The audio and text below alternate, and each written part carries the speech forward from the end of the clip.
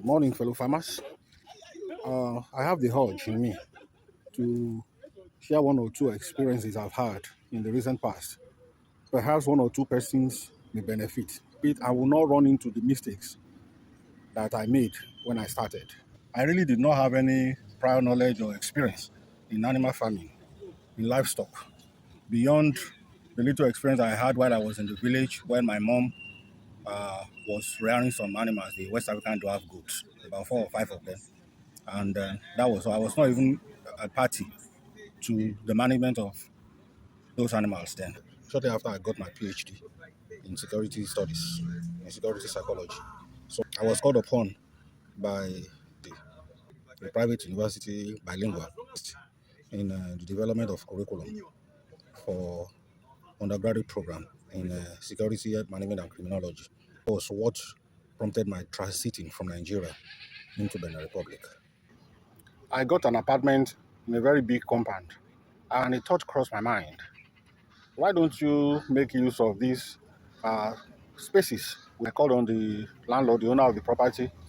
We went into a leasehold agreement. But 6 months before that time, I was introduced into a cooperative, and in about 6 months, I had saved about 3.5 million naira into that cooperative.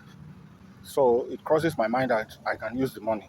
But so what came to my mind was to go into rearing of sheep and ram within the compound. The environment was the center of livestock farming in the capital city, Port Novo. I made friends with few of them in order for me to know the nitty-gritty of the business. My initial plan was to start relatively big, look for more money, add to this 3.5 million naira I had, and then buy a lot of sheep and rams and put them in the compound there, do a very big pen, and then I begin to make money. But I was lucky to have met with a few of these farmers and one of them advised me that I should start small. And the advice paid off. To those of us who are willing to go into livestock and you have the money, you have 20 million, 30 million, and you feel, oh, let me start big. I will advise you start small. When you start small, you begin to learn in the process. You make your mistakes, then you correct the mistakes. And the advice paid off. So instead of me starting with like 10 animals that I had in mind, I started with 3. 2 sheep and 1 ram.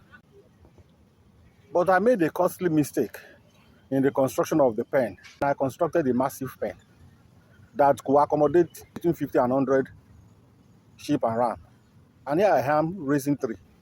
So another farmer that I became close to advised against constructing such massive pen, and I took to his advice. So in a nutshell, when you are starting this kind of business, you need 1 or 2 persons who have been in the business for some years and who are willing to give you honest advice on how to go about business itself.